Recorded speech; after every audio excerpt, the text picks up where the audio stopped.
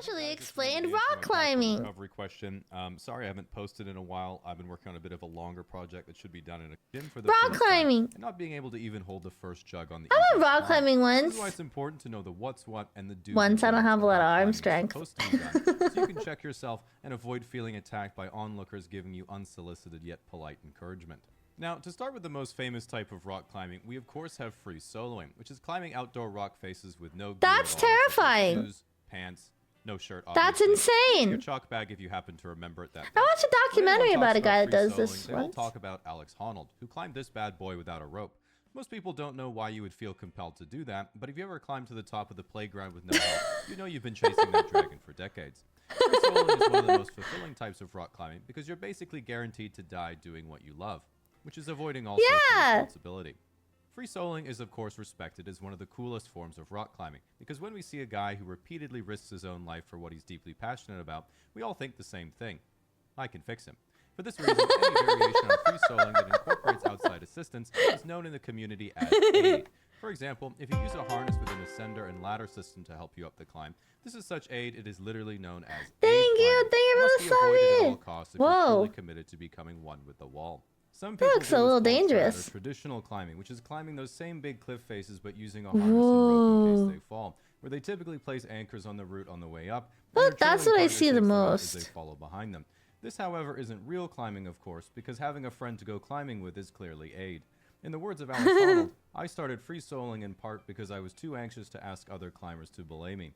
Now that's climbing. Then we have bouldering, which is one of the most popular types of climbing and my personal favorite, consisting of short, technical climbs that are done with nothing but chalk, climbing shoes, and a beanie.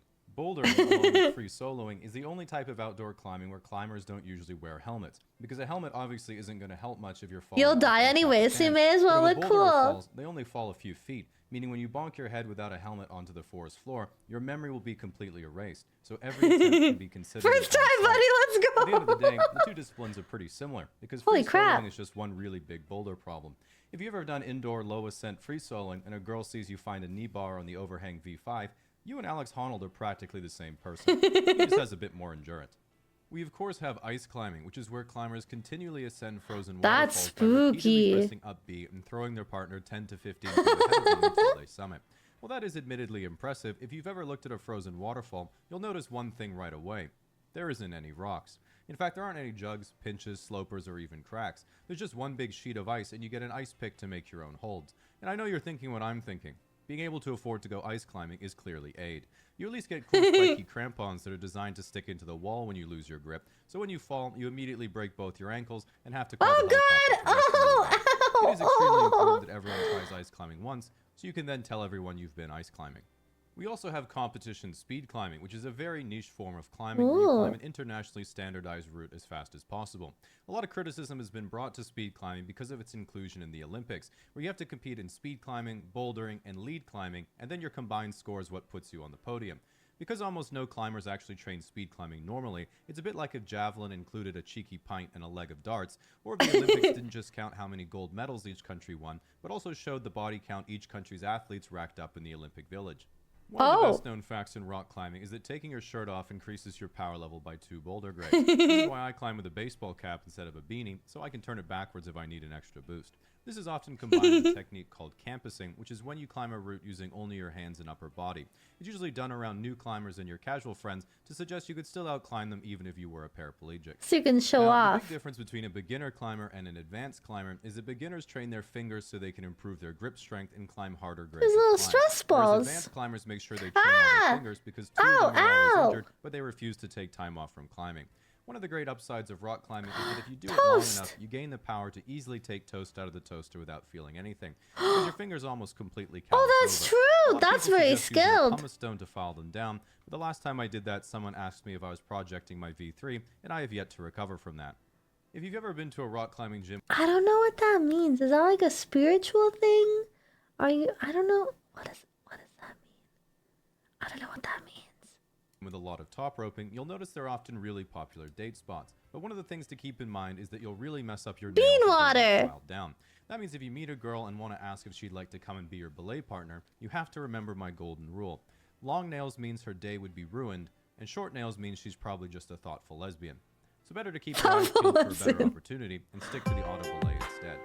If I you head have- out to I a have climbing very gym, long you need to nails. Keep in mind there are 3 types of people the entire gym stops to watch. Fitness influencers in leggings who have just discovered the synergy between yoga pants and a harness.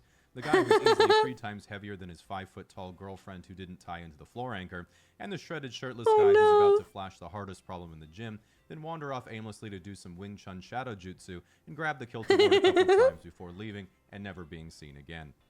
If you do decide to try yourself, it's also important to look the part. But this is where it gets tricky because if you just assume, well, I guess I'll just dress like everyone else and wear a beanie, Patagonia shirt, nylon cargo pants, North Face fleece, and a Gore-Tex softshell, you couldn't be walking a more dangerous line, because although to you it would appear you're simply another zebra in the Pacific Northwestern herd, you're literally one fatal mistake away from an overly friendly 30-year-old with forearm tattoos and a mustache buying you an IPA and telling you about Whistler. So pay very close attention to the crucial details of the outfit. Big beanie means snowboarder, normal beanie means rock climber, tiny beanie means skateboarder. This is Okay, very you should be true. safe now.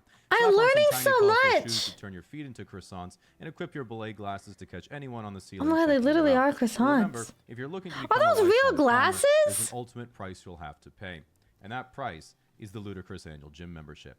Don't be surprised if you need a Climbers look second job very just to fund the silly. climbing fees in your cocaine bag alone. The last golden rule of rock climbing that you must remember at all times is that there is no injury that can't be solved with climbing tape. Torn tendon, peeled callus, broken finger,